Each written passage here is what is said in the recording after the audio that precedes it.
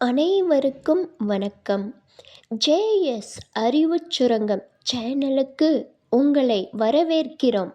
நாம் அன்றாட வாழ்வில் பயன்படுத்தும் சொற்களை தமிழ் இலக்கணம் எப்படி வகைப்படுத்தப்படுகிறது என்று உங்களுக்கு தெரியுமா?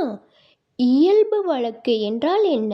தகுதி வழக்கு எப்போது பயன்படுத்தப்படுகிறது? தஞ்சாவூர் ஏன் தஞ்சை என்று ஆனது? இது போன்ற சுவாரஸ்யமான இலக்கண தகவல்களையே தான் இன்றைய வீடியோவில் நாம் விரிவாக பார்க்க போகிறோம்.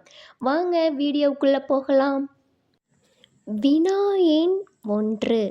எழுத்துக்களிலும் பேச்சுக்களிலும் சொற்களையே பயன்படுத்தும் முறை டேஸ் எனப்படும். எழுத்துக்களிலும் பேச்சுக்களிலும் சொற்களையே பயன்படுத்தும் முறை டேஸ் எனப்படும். விடை வழக்கு. இன்னும் மேலும் தெரிந்து கொள்ளுங்க. இது 2 வகைப்படும். 1. இயல்பு வழக்கு. ஒரு பொருளை அதற்கு உரிய இயல்பான சொற்களால் குறிப்பிடுவது. எடுத்துக்காட்டு: நிலம், மரம். 2. தகுதி வழக்கு.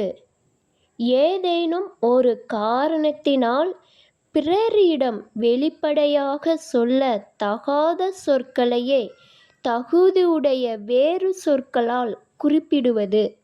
இதற்கு எடுத்துக்காட்டு: கால் கழுவி வந்தான். வினா எண் 2. வழக்கு எத்தனை வகைப்படும்? முன்னதாக விடையிலே இதற்கு எடுத்துக்காட்டு சொல்லியிருப்பேங்க. அது மீண்டும் ஒரு கேள்வியாகவே. வழக்கு எத்தனை வகைப்படும்? விடை 2 வகைப்படும்.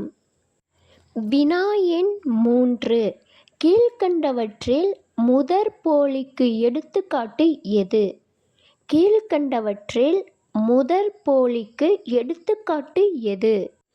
ஆப்ஷன் ஏ அரையர், ஆப்ஷன் பி அகன், ஆப்ஷன் சி அஞ்சு, ஆப்ஷன் டி மையல். இதற்கு விடை மையல். வினா எண் 4. ஒரு பொருளை அதற்கே உரிய இயல்பான சொற்களால் குறிப்பிடுவது டேஸ் வழக்கு ஆகும். ஒரு பொருளை அதற்கே உரிய இயல்பான சொற்களால் குறிப்பிடுவது டேஸ் வழக்கு ஆகும். விடை இயல்பு. வினா எண் 5. இயல்பு வழக்கு எத்தனை வகைப்படும்? இயல்பு வழக்கு எத்தனை வகைப்படும்? விடை 3 வகைப்படும். கேள்வி 1. பொருளின் இயல்பு மாறாமல் கூறுவது எது? பொருளின் இயல்பு மாறாமல் கூறுவது எது? கேள்வி 2. தஞ்சாவூர் தஞ்சை என்பது என்ன வழக்கு? தஞ்சாவூர் தஞ்சை என்பது என்ன வழக்கு? இந்த 2 கேள்விகளும் உங்களின் பதில்களை கீழே உள்ள கமெண்ட் பாக்ஸில் மறக்காமல் சொல்லுங்க. இந்த வீடியோ உங்களுக்கு பயனுள்ளதாக இருந்தால் லைக் பண்ணுங்க. உங்கள் நண்பர்களுக்கும் ஷேர் பண்ணுங்க.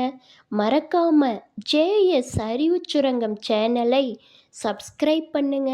நன்றி, வணக்கம்.